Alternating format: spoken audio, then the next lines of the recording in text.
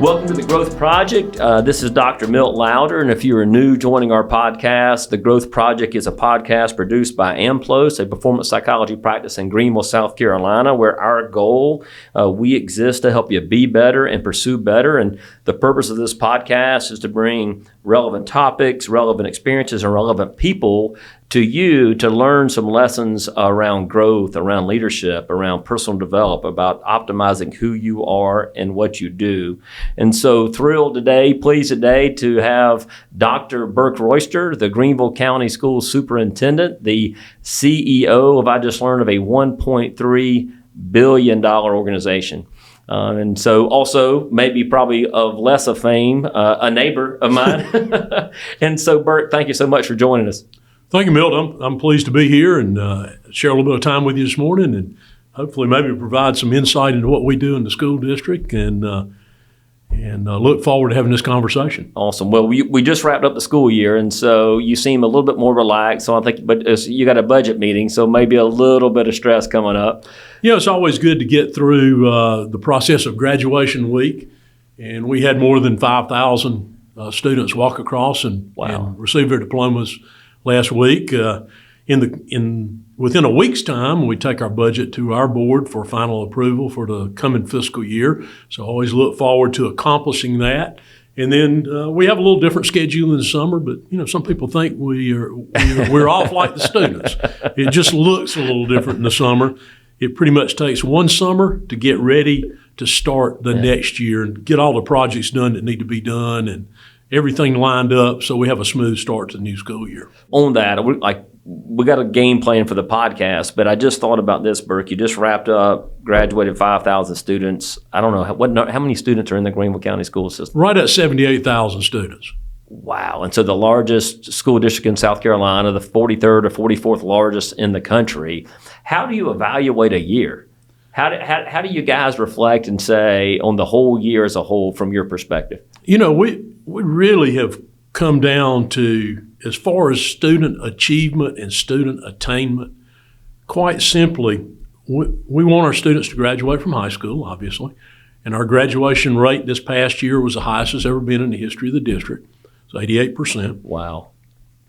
We also want them to leave us having really already taken the next step in their lifelong journey, as evidenced by they either have college credit or a career industry certification, or they have both. Yeah.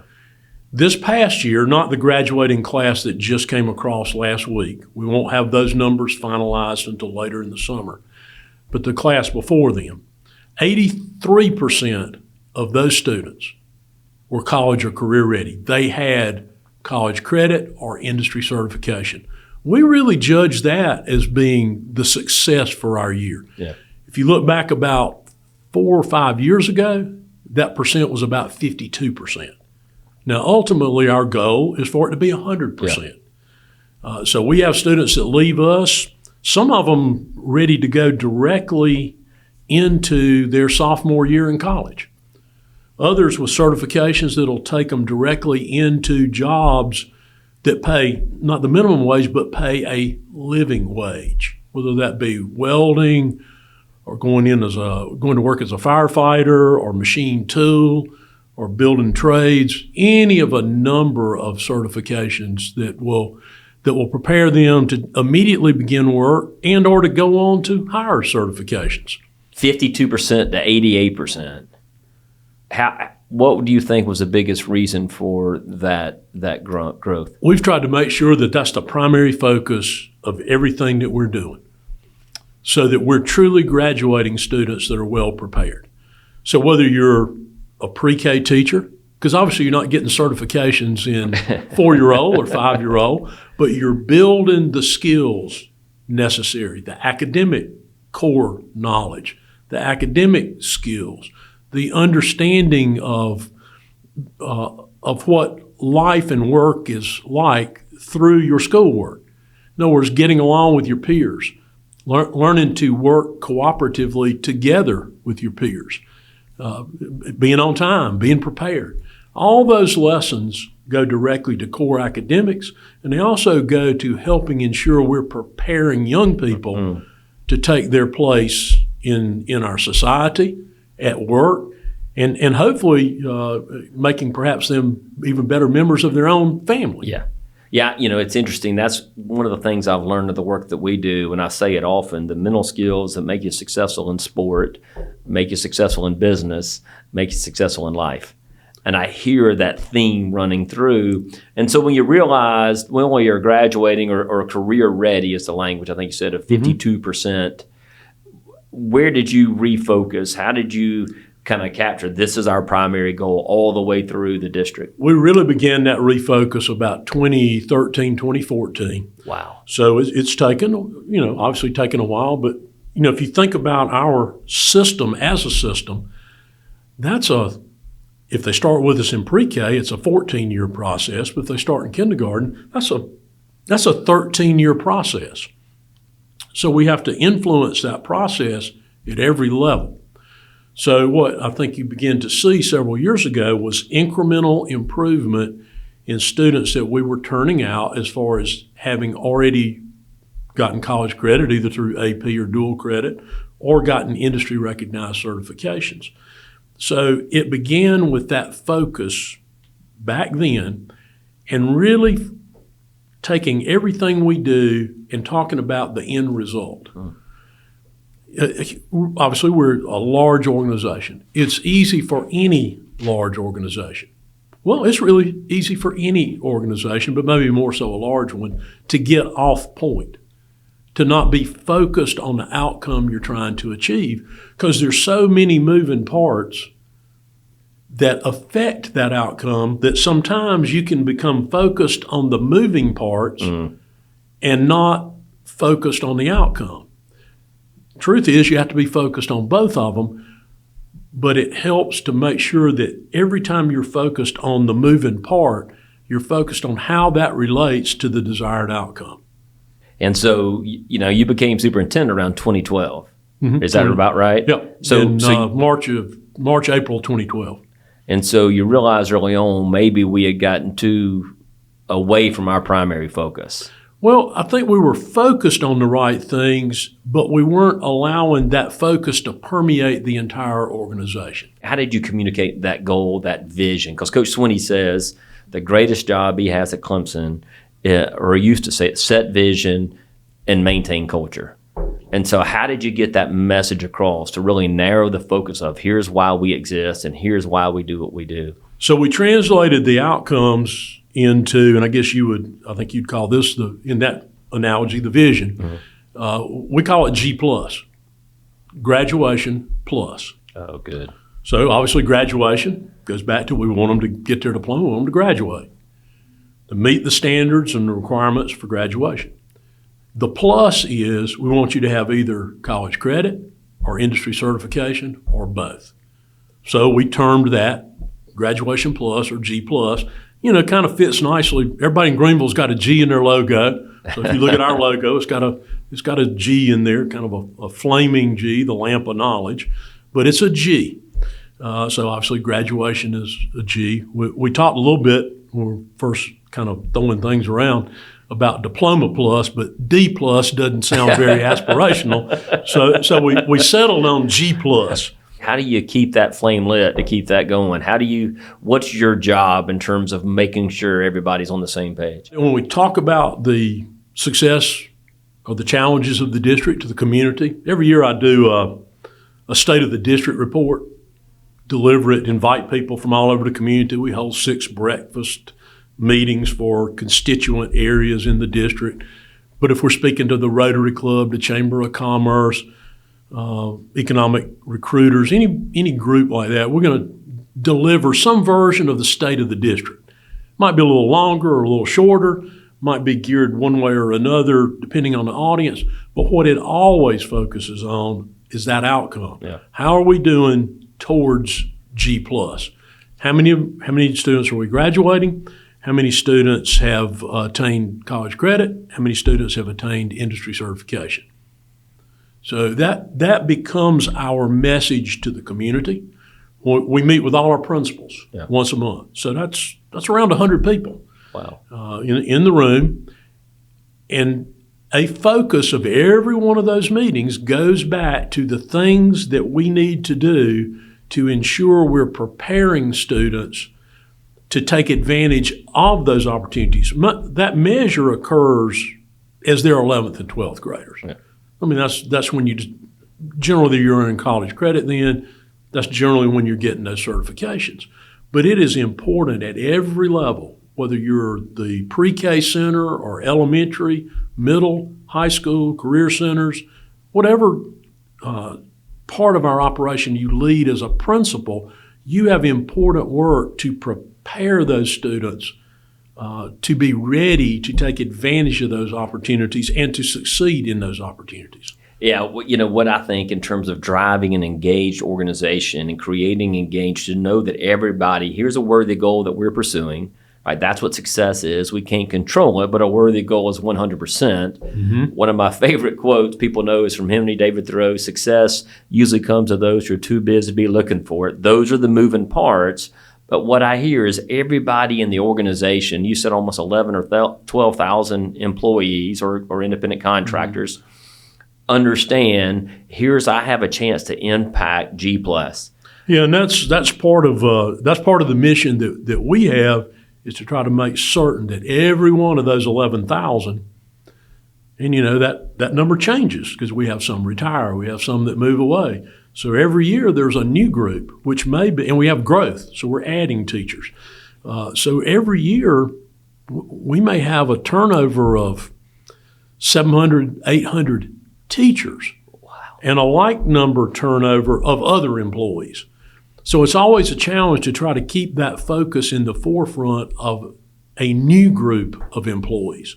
So we have to make certain that we're constantly sending that message, both to reinforce it with employees that have been here since we began doing this, mm-hmm. but most importantly, to get new people on board. And we would hope that anybody in the organization would be able to talk about that. Now, can you go out there and find somebody that can't? Well, probably there's 11,000 of them. But we want to come, to your point earlier, we want to come as close to 100% as we possibly can. Yeah. And especially those working directly with our students in the classroom. But it's also important for everybody in the organization to know what outcomes we're looking for. So whether you work in finance, making sure people get paid correctly and on time, or you're part of the hiring process, or you're making sure the HVAC systems are functioning like they should, to understand what you're a part of, the bigger thing that you're a part of. So we try to deliver that message to all of our employees, because every position in our district is important to the success of what we're trying to do. They might not be directly delivering instruction to a student on a school day, but they're making it possible for it to be delivered. Yeah, for those people that listen to the podcast or who have studied Project Aristotle, that was Google's big research on high-performing teams within Google. And there's 5 stages, and I hear you talking about each one. The foundation is psychological safety. The second level in the pyramid is dependability, like you can count on me. The third, Burke, which you just referenced so beautifully, not even knowing it, was role clarity, meaning I have a job and it impacts the organization in a meaningful way, that I value the people and I value the position that everybody plays. People being a part of Greenville County School District, that gives them meaning in their life. And then at the highest level, our purpose. And people are willing to sacrifice themselves to be a part of something greater when the purpose is clearly defined and it's a worthy goal and it's leaving a legacy. Yeah, so good. Well, and truly, we have an opportunity with what we do every day to leave a legacy. Yeah. Now, if you're in the classroom, you can more directly perhaps see that, and you'll also hear from students that you used to teach a number of years ago. And on occasion, they'll express gratitude for what they learned. Now, generally what they learn and what they're most appreciative of doesn't have anything to do with teaching them a formula in chemistry or how to solve a math problem. It has more to do with somebody evidence caring about them. They knew you took an interest in them. You made some difference in their life by what you said to them, probably more so than the subject matter that you taught them. Sometimes it's a little more difficult for some of our other employees because a student might pass them in the hallway or see them in the office, or we have people at the district level that they would never see that make sure things happen so their teachers can be successful. Sometimes it's a little harder for those employees to see the results or to hear from a student. Oh, man, I'm really glad that my teacher got paid on time and got the right amount of money in their check and their benefits were taken care of.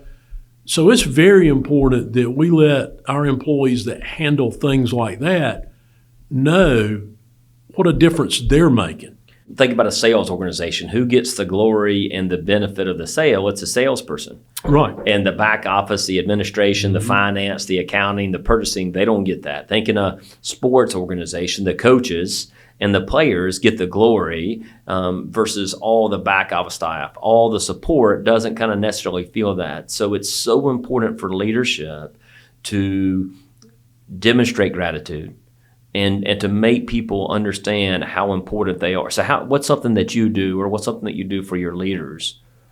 Well, to let them know their importance. Try to make sure every time that we're talking to them, talk to you about delivering the state of the district, and we do that for employee groups as well. But any time that we're addressing an employee group, to make sure they see the connection between what they do and the outcomes we're achieving. We've got, to your earlier point about all the people you don't necessarily think about. We've got maintenance people that, some system went out overnight, and they're out there at 4:30 in the morning making sure the building is appropriately cool or hot, depending on whether it's winter or summer, to make sure that nothing disrupts the ability of teachers to teach that day. Nobody sees them out there at 4:30 in the morning. In fact, when the people come into the building, most of them will never realize there was ever a problem overnight. But it's important for that HVAC tech or that master foreman that responded to that to understand what you did made it possible for that teacher to go in and teach uninterrupted. But part of leadership is obviously you can't reach out to 11,000 people. And so how do you coach your leaders? How do you coach your principals? How do you coach your maintenance supervisor, your custodial services? How do you coach them to make sure they're rewarding that effort and demonstrating gratitude? We try to make sure that they understand the importance of what they do as an individual so that that leader understands what you do, the part of the organization for which you're responsible is extremely important, whether that's transportation or facilities or finance or HR or obviously security and safety, whatever aspect it might be, food and nutrition services, that you're part of the organization that you lead is extremely important, and here's why it's important. Yeah. And so that they will, by example, translate that down when they're talking to their people. And I think they do a very good job of making sure their employees know how important they are to the total organization. We have our budget coming up next week, the final reading of our budget.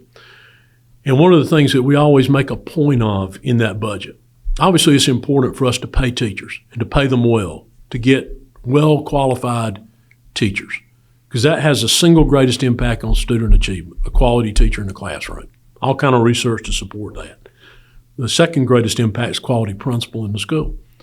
But we have to have quality people in all these jobs. So we've not had any circumstance where we've gone to our board and recommended a budget that did not include a salary increase for teachers, but for non-teaching staff. Because if everybody is important to the organization, one of the clearest, cleanest messages to show that you're important is to recognize that through some increase in salary. Now, well, obviously we're a public entity funded by the public, that we have to temper what we recommend with the understanding of the limited nature of our resources. But it's important that every time we go in there, we're talking about the importance of everybody to our successful student outcomes, and we're showing that in a real way by here's the recommendation for non-teaching personnel in addition to teaching personnel. Yeah, and I think they pay more attention to what you do than what you say. And exactly. So versus saying, hey, you matter, but then going and showing it, that I'm going to fight for you, whether I can get that or not, but you're important enough for me to fight for you around the compensation. And to make sure that they have excellent working conditions as well, outside of salary. Yeah. so that they have, if they're in a job that focuses on technology, the appropriate technology to use, our facilities people, the appropriate up-to-date equipment to carry out their responsibilities. That too evidences an importance in their role, and in a lot of cases for what some of those employees do, it's important to their safety as well. Yeah, I'm working with we're discussing and building a program for a local hospital here system around well-being for the whole hospital system. And the research suggests that to drive engagement, you have to balance well-being and performance. Mm-hmm. And I love how they're looking at it, not only individual well-being at the physician level, but throughout the organization, but systemic well-being, meaning we have the resources, we're removing the bureaucracy, we're making it easier to come to work, and both of those things play a huge impact, not only the performance of an individual, of the team, but the well-being as well. Yeah, we are only as good as our people, and there's a strong parallel, I think, with the healthcare industry. They also are a people-intensive business. You were talking about the size of our fiscal size earlier, our size of our budget, and our general fund budget, which is the kind of the driving budget of the whole thing. It's over $900 million. More than 92% of that budget, people. Wow. We are a people-intensive organization. Everything we do focuses on doing it for people, to people, but it's done with people and by people. And so that is our single most significant investment, and that would be true of any school district. Wherever you go in the country, that percentage, it might be upper 80s to low 90s, but it's going to be right in that range, people, because that is the focus of how we do what we do. So did you have a grasp of that? We dove right in. What I love about your story, and I don't know it well, but your father was a superintendent in Anderson County, South Carolina, if I understand that correctly. That's right. And so did you have an idea that it was going to be all about people when you were young, or what kind of sparked this interest in a public service? What sparked this interest in education for you? You know, I did see that when I was younger. I wasn't real sure. When I finished Clemson, I had an undergraduate in secondary ed, but also in political science. Okay. So I thought about different routes I might take. But I'd seen the example of my dad, who started out in schoolwork. He taught and coached for a couple of years, and then was a high school principal and did various jobs at district level and worked at the State Department of Education at one time. But then he was superintendent for 16 years. So really from the time I was in about the third grade until I finished college, he was a superintendent. And certainly I saw the importance of people to him and how it reflected in his work. And he was a superintendent at a pretty difficult time. If you think about the years, it would have been from 66 to 83. Wow. So he led Anderson 5 through the period of desegregation. Wow. Voluntary desegregation, not a court-ordered one. And so that was a very, obviously, unique time in our history and a very challenging time for anybody in that kind of work. So I saw certainly that, which was probably the most challenging portion of his career that he would have gone through. And whether it was that time or a less challenging time, he focused very much so on the people and understanding, and I could just see that through his example. That's how we get things done. That's how we accomplish what we want to accomplish through those relationships, through that leadership, through understanding. And that's a huge part of it too, through understanding what they do and how that contributes to the overall success of everybody in the system.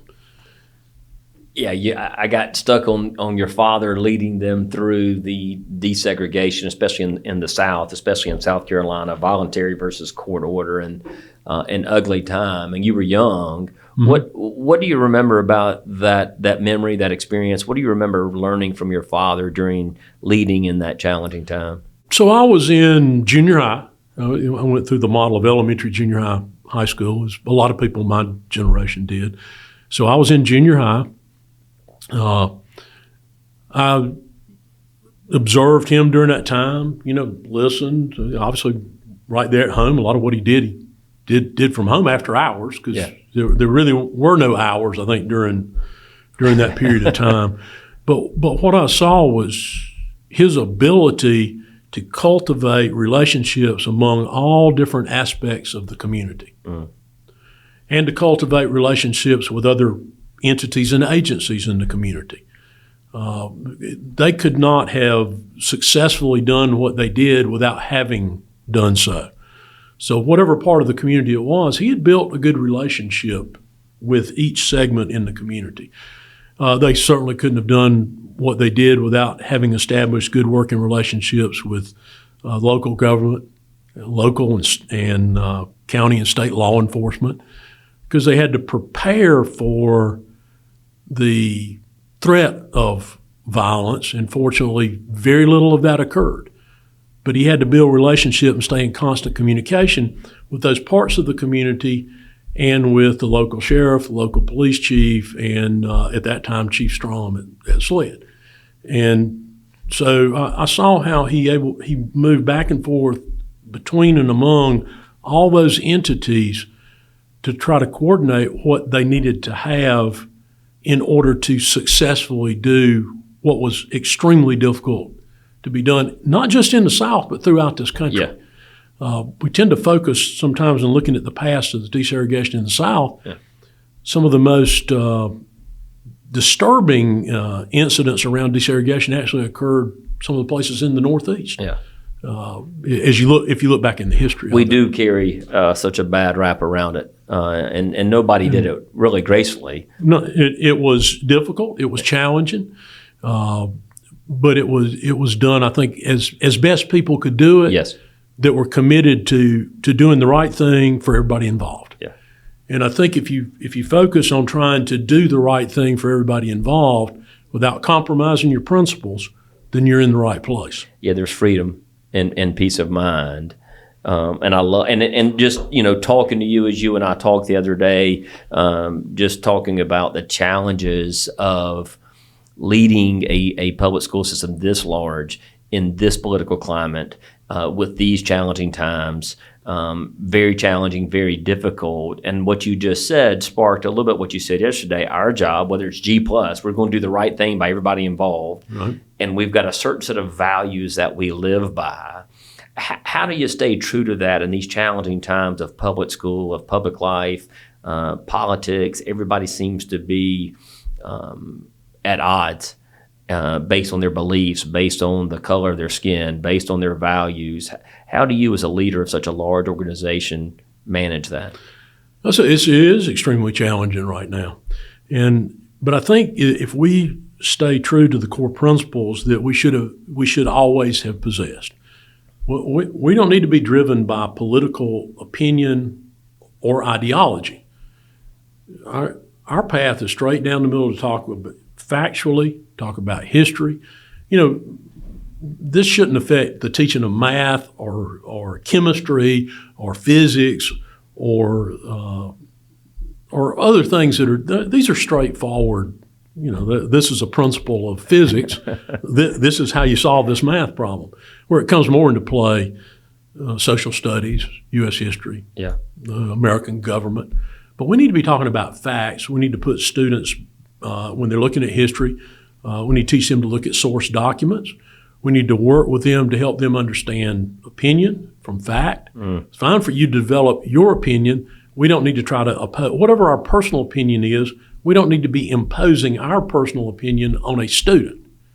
They do need to be, when they reach a certain age, probably generally in high school, but maybe a little bit earlier than that, they need to understand there are different opinions about these subjects, and they need to hear the different opinions without favoring one over the other. And that becomes very challenging. Yes. So in a government class, you talk about differences of opinions between this particular political group or this particular political group, but not offer up what your opinion about it is, because that's not of consequence. Yeah. They need to develop their own opinions, and we need to talk about factual events, historical events, look at source documents, the Constitution, the Bill of Rights, all those sorts of things.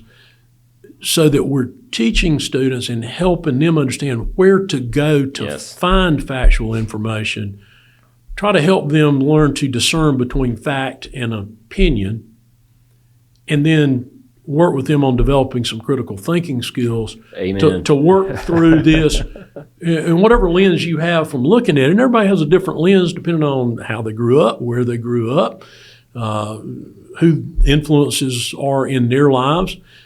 Then you decide what your opinion is.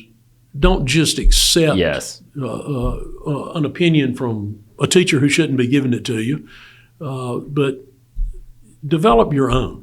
And it's very challenging now when you have all this, you can pull out your phone and you have access to at one time would have been all the information in the Library of Congress, which is, basically every published document in the country. So you have that access and more, and you also have access to all the disinformation and misinformation. How do you separate those two? That's so much more challenging now. That wasn't a challenge really when I was in school, because you had like the encyclopedia and you had textbooks. And of course there was some, whoever wrote those things, they approached things from a certain viewpoint based on who wrote it. So, you particularly learn probably in the upper grades in high school to go back and look at source documents, and that's still extremely important. But now there's just so much more bad information out there. Yeah, if you can develop, and I think one knock that we have that this younger generation gets, and it's nobody's fault for ours as parents and teachers of this younger generation, is a lack of critical thinking skills. They don't separate fact from opinion.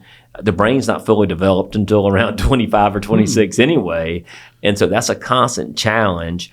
So speaking of this younger generation, they get a lot of, old school people love to put down these generations, but there's some hope, obviously. Talk to me about what you see in the future of our future leaders, future members of our community and beyond in your interactions with these students on a daily basis. So I don't get near as much interaction with them, obviously, as I did when I was a high school principal for 10 years. So interaction hourly then. Now probably the single largest interaction I have, other than going around visiting schools and having a short conversation with a student, we have a group of high school students that we meet with once a month, the Inter-High Council. So it's the top elected students from each of the 15 high schools. So that's going to be around 40 students. We meet with them, get their input on policies we might be considering. Food and Nutrition Services will try out some new recipe, give it to them for lunch, and get their feedback on, hey, should that be on the menu or not? We'll talk to them about their experience in school, what's been positive about it, what could be improved for probably not so much for them because they're about to graduate, but for students succeeding them, following them. So I get that opportunity to interact with them one Friday a month during the school year. That's honestly one of my favorite things to get to do, is to go and listen to them and talk to them. When you do that, you leave there feeling extremely positive about the future direction. They're intelligent. They've learned a lot more than I'm gonna say my classmates and I learned when we were in the 11th and 12th grade. They just know far more content. I mean, they're taking courses, as are students throughout our district, not just this group of students. They're taking courses that most people didn't take until college. Or they're taking courses that people wouldn't have taken until they got out, went to work, and went back to some sort of technical training. They're doing all that now. Yes. So they're advanced academically, but they get along well with each other. You can watch them in interaction. They are respectful of each other. They respect the differences that they possess and the commonalities that they possess. One of the most interesting things is we do these school visits. So they go visit a school other than the one they attend. We pair them up. So they go visit, stay, maybe half a day or so.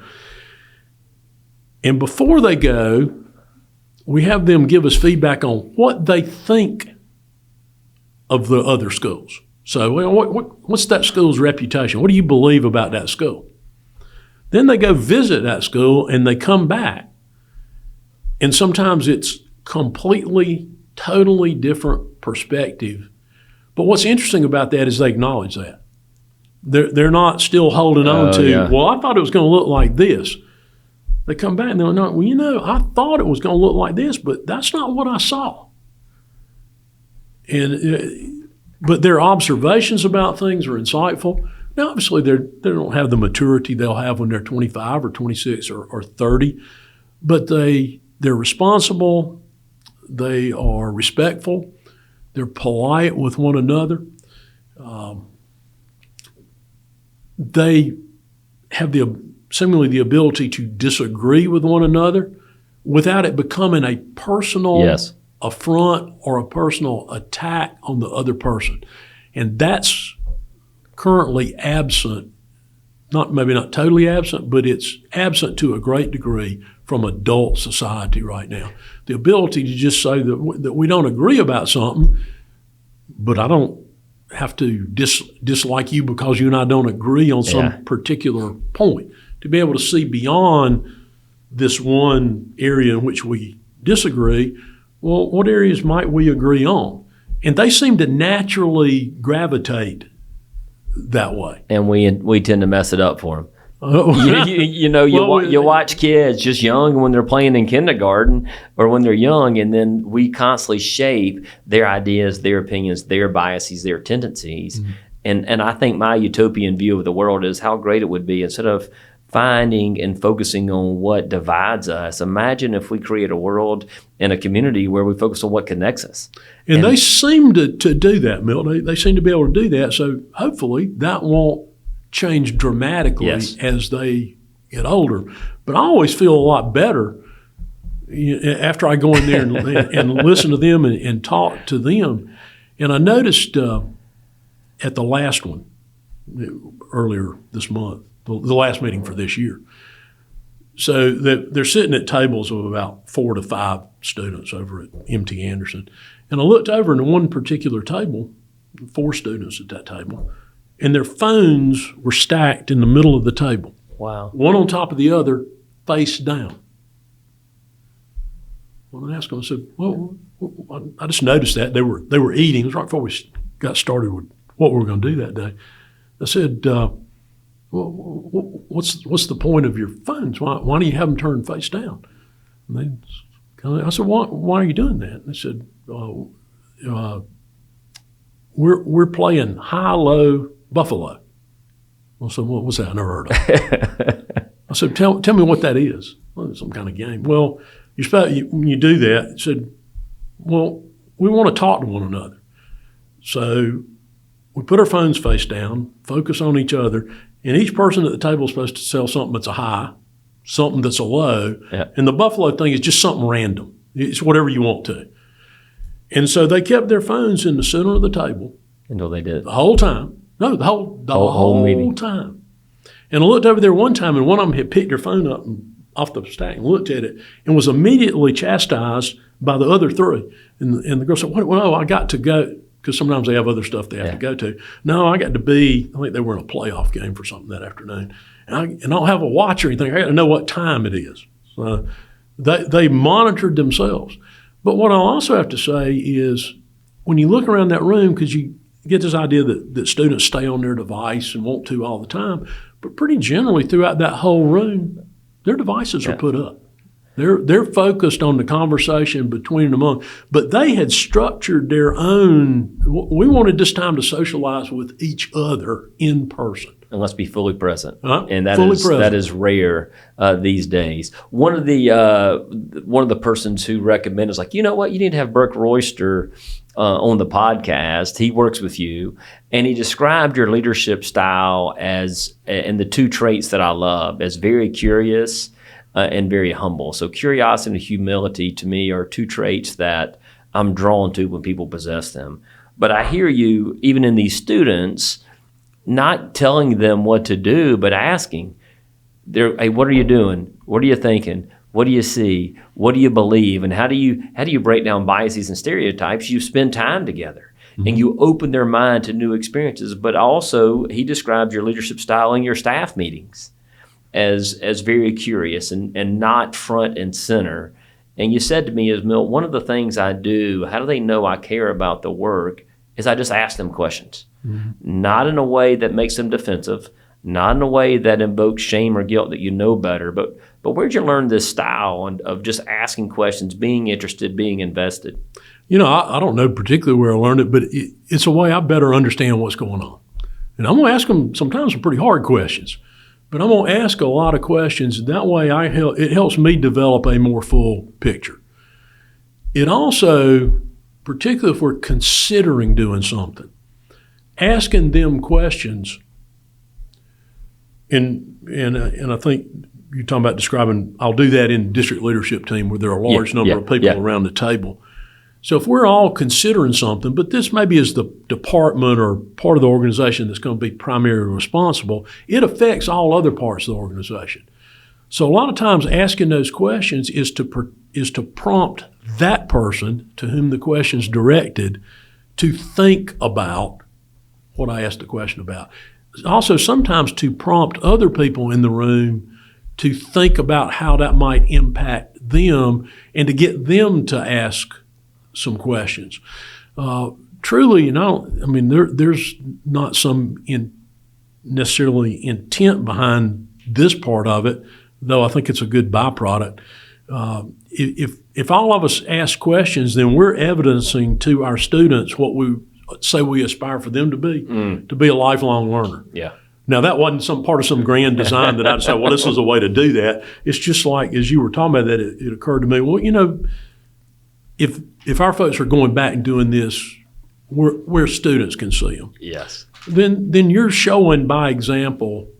We want you to ask questions. You learn far more when you ask questions than if you just sit there and listen.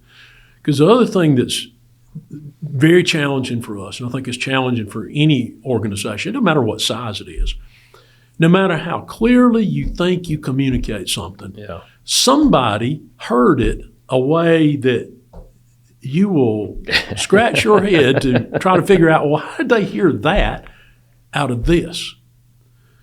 So if you're asking questions, if you're the communicator, you're asking questions, you're getting back, you're seeing if their level of understanding is what you believe it should be. And then if they're asking you questions, you can kind of get the idea, well, maybe we didn't clearly communicate that. And a lot of times we've not clearly communicated it to everybody. And that's a huge challenge in being large. Yeah, you take two people in any relationship, and so how do you create that alignment as you make sure we're on the same page and we're speaking the same language? Yeah. And one of the things I think is easy to do, especially if you're leading a team or even young people, is I see us do it. I do it all the time. Is do what I say, not as I do. And if lifelong learning is important, then I got to model that. And we talked about vicarious self-efficacy and how do I build that. And so we don't want to ask them to do things that we aren't capable of doing or we aren't willing to do.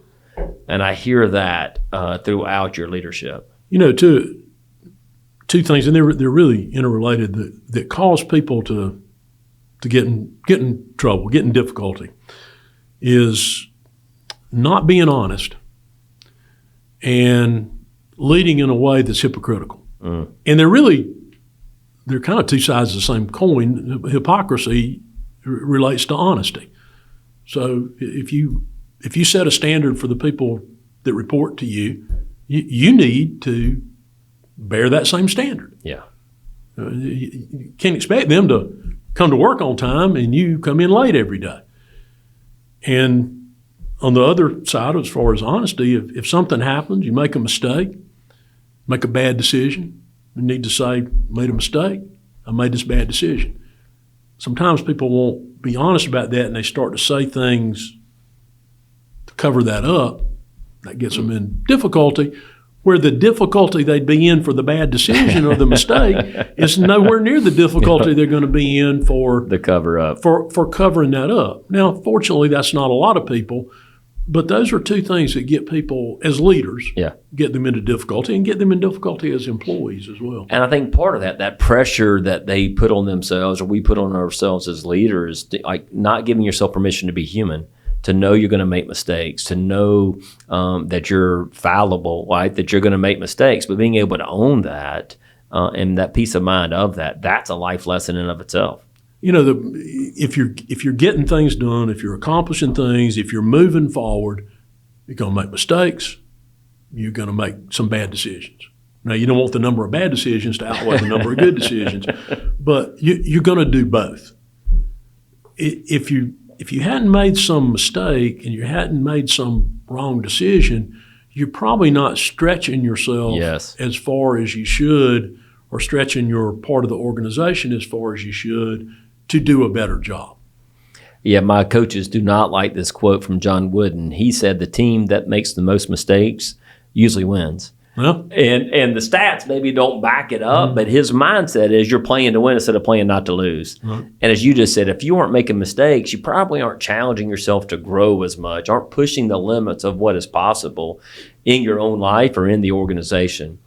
We got a few more minutes here, and when I'm thinking about all the wisdom you've shared, two questions. What advice would you give to our students? But more importantly, and maybe this is a second question, what advice would you give to parents of these students these days? So let's start with the students. What's your advice to these students of today's world? I mean, the first thing is take advantage of the opportunities that are presented for you. Now, as that directly relates to school, I don't mean to sign up for the more difficult class. Sign up for the courses that will advance you in what you're going to do next. Now, don't go out there and take something you're not prepared to do, but stretch yourself a little bit. The other opportunities, so if you think about these opportunities grow as they move through our system from elementary to middle to high.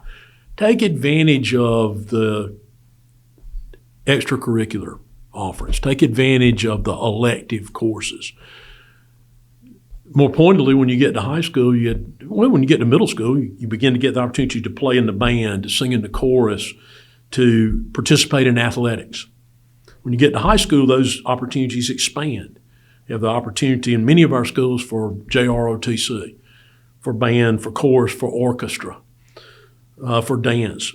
All kind of athletics, lacrosse, soccer, tennis, basketball, football, golf, anything you might imagine.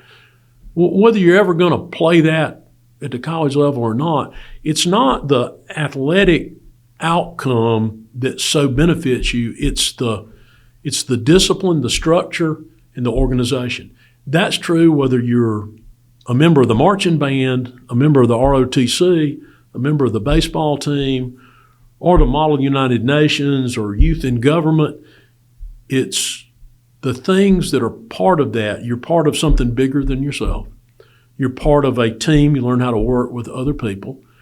You're part of if we're doing things the right way, a disciplined, structured framework, all of which is good to help develop those skills that, employers, I think, and we sometimes like to refer to them as soft skills, but skills that help to make you a successful person in whatever endeavor you choose for your career or in life. Be able to get along well with other people. Yeah, our philosophy is better people make better leaders, better parents, better partners, better friends, all the better employees. That's that mindset, these life skills that are so important. So parent. It's hard to give advice to a parent. It's not really our this is your platform. This is our place to do so. But I guess I'd go back to you made kind of a point of I ask a lot of questions. I think that would be my advice to parents is ask their student a lot of questions. Now, you don't want to come across as you don't have a level of trust for them, because you have to establish a level of trust too. I think some of that comes from what I've observed over the years, allowing young people as they get a little bit older, starting when they're very young, to make decisions on their own. Yeah. From very limited choices when they're young to kind of an expanding of choices as they're older, and then listening to them. What'd you enjoy most about school today? Not necessarily what did you learn today. What'd you enjoy most about school today? Yeah. Why?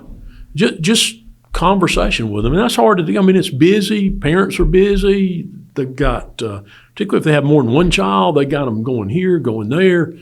But it's important to talk to them, to listen to them, and to help them begin to make good decisions on their own. And I think then when they're out there on their own, I believe they'll make better decisions. Yeah, so good. I see so many young people that can't make decisions or scared of making the wrong decision. They have never learned or had the opportunity. They've been enabled, not empowered. Yeah, and I think that's a great way to look at it. But that empowering, I think, is so important to put those guardrails around it that you kind of slowly retract as they evidence, well, they are making good decisions. Yeah. One of the things I talk about for athletes especially, or even all of us, that maturity has to match talent. Mm-hmm. And so there was a book called Baby Wives or Growing Kids God's Way that we studied, the EZOs, and they talked about the freedom we give our children has to be equal to their self-control. Mm-hmm. Too much freedom beyond their self-control leads to chaos and confusion. Too little leads to frustration. And so I think as you're highlighting, that's what I'm thinking in my mind. How do we kind of meet them where they are? How do we understand their developmental journey? And how do we give them the opportunities to make decisions along the way? Almost all young people, almost all of them, they want framework, structure, and discipline. They really want those things. They may not say they want those things, but they want those things because that provides them a sense of security. Yes. Now, not in an overbearing way where they, to the earlier discussion, where they can't make some decisions on their own, or you don't allow them some freedom, but they like framework and discipline and structure. Okay, now I got one more tough question for you. What can the parents do to be a better part of the school system, of their school? How can they partner better with the teachers, with the school to really facilitate their child's growth? I would simply say to be involved. Yeah, and we're very fortunate. We have a large group of parents that are very actively involved. Now, sometimes that starts off at a greater degree of involvement at the elementary level, tapers a little bit at middle school and a little bit at high school. But stay involved through all those levels and talk to your child's teacher, talk to the principal of school. How can I help? It's a partnership. Everything that we do in our system, we do better in partnership with others, whether that's nonprofits in the community or other government entities or post-secondary education. I mean, one of our largest partnerships with Greenville Technical College, because that's where we do a lot of our dual credit courses and our dual credit technical courses. But our primary partnership should be with the home and with parents. So what might you do as a parent to help facilitate your side and our side of that partnership? Yeah. Because we benefit from parental involvement. And I think that's just my observation over the years. I know growing up, if I got in trouble at school, then I was in deeply more trouble at home. That would be the last thing. We talked about the home I grew up in. The last thing I would want my dad or my mom to know was I got in trouble at school. And so I would, on the occasion that I might have gotten in trouble at school, I would urge them to just exact whatever punishment they were going to exact and don't make that call home. And I think that shifted. I think it's become a little bit more adversarial, that the child is defended instead of partner with the school. And so you don't have to say that, but I'll say it. I think parents could be more supportive of the school and the discipline of the school and be more involved in the parenting of that child versus trying to be that child's friend. I think that's certainly good advice for all of us. Yeah. Burke, this has been a true pleasure. I love the wisdom and the lessons you've shared, and the things that I'm going to take away are deep, but I love the idea of bearing the standard, of setting the stage, of leading with curiosity, of whatever age, that we can learn something from everybody, and the humility to know that there's still more to learn and more to grow.